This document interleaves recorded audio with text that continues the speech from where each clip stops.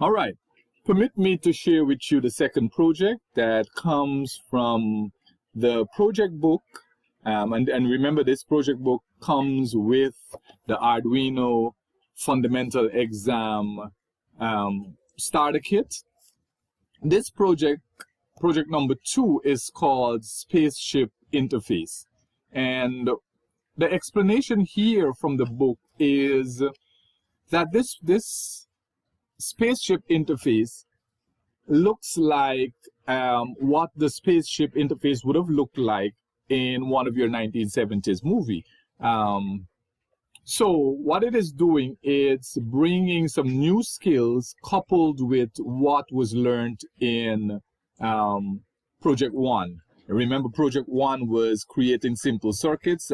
We created a parallel circuit, a series circuit, and a basic simple circuit. So now we're going to build upon that by adding some programming to our circuits to create this prototype. So what I did first was created some global variables, and global variables are essentially global in scope, meaning that they can be accessed, or they're accessible throughout your program. Now, what is a variable? A variable is, or should be, one of the most important concepts to learn as you get into programming. And a variable can be considered, one can consider a variable to be a container that holds data. Okay, so what I did here, I assigned my green LED to pin 3, red LED, my first red LED to pin 4, and my second red LED to pin 5. Int switch state equals 0. This sets the switch to off. So once the program starts to run, your switch will be set to off. In your programming, in your program, you should or must have a void setup, and everything that falls in this void setup, in this function here, everything that falls here runs once, only when the program begins. It is much like, if you can think about starting your car, driving your car, you only need to start your car once in the process of completing your journey. So you push in your key, or you press and you start your car once, and certain things in your car starts the operation. Now, if you want to move, you have to go and change your gear to reverse, and you reverse. So there are some things that you will have to do continuously throughout your trip, but some processes only occur once. So everything that falls on the void setup here, these things happen when your program is initialized, when your program begins. So it only happens once. So everything here happens once the program begins. And the next function, which is loop, the void loop, those things happen in a loop. So it begins, your program begins, and it reads your first line, second line, and it goes through the program until it gets to the final line, and then it starts over again, reading back from your first line in your loop. So this is much of a continuous project or program, right? So what I did in setup, I use pin mode, and this is written in camel case, where you start your first letter with lowercase, and your first word with lowercase, and your second word, the first letter, is uppercase. So pin mode shows which one of the digital pins on the Arduino board that these LEDs are connected to. So pin mode 3, output, pin mode 4, output, pin mode 5, output, and the pin mode 2, input. So the pin mode 2 is our switch. Our LEDs are output devices. Our switch is an input device. An output device takes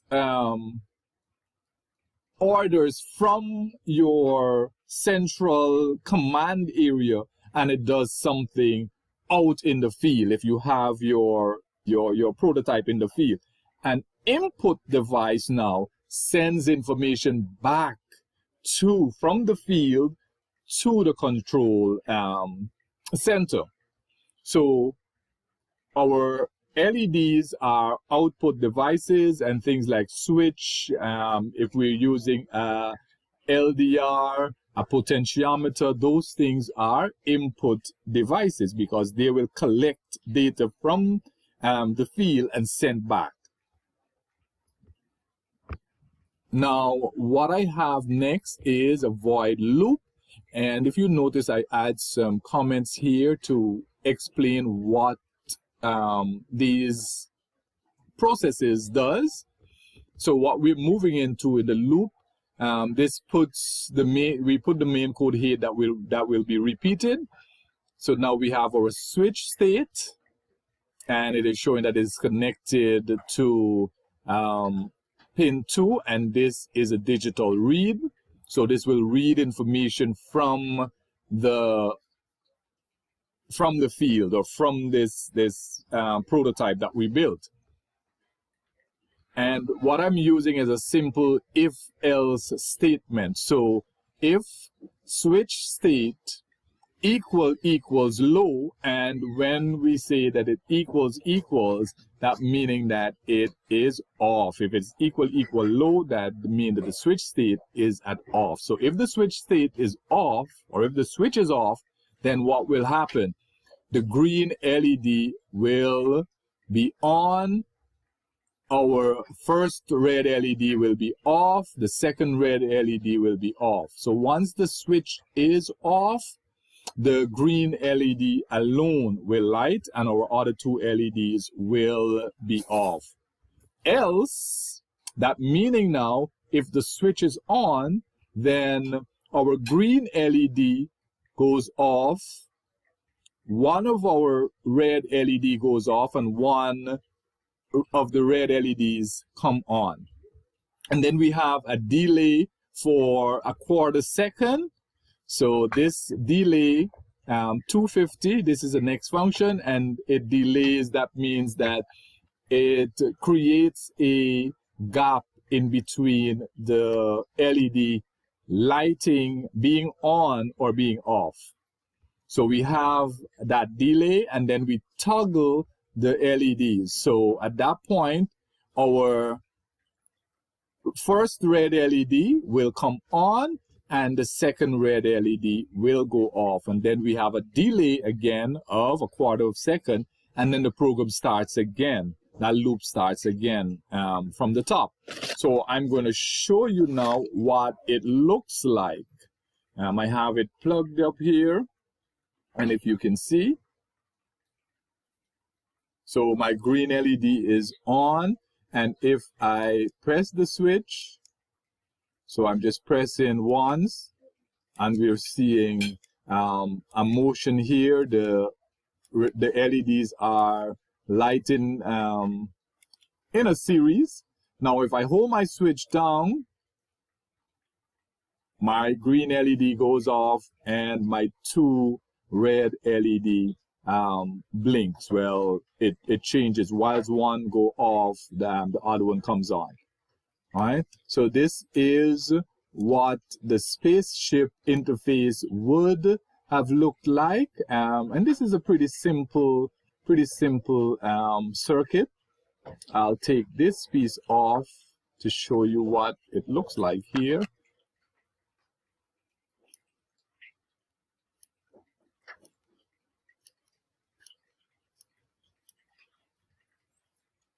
All right, so again, what is needed here is the ability to take the knowledge that is being learned in these projects and transfer them to something else. All right, so think about what you can use this program for, this code to create. Maybe if you want to create a traffic light, you can use a program like this to have your LEDs blinking. Or you're making a robot and you want some lights on that robot to blink, then you can use some steps like this to create. So the goal here is to grab the knowledge and think about other ways that you can use the knowledge that you gain from these small projects. All right, so guys, thank you very much for listening, and I will see you next time with Project 3.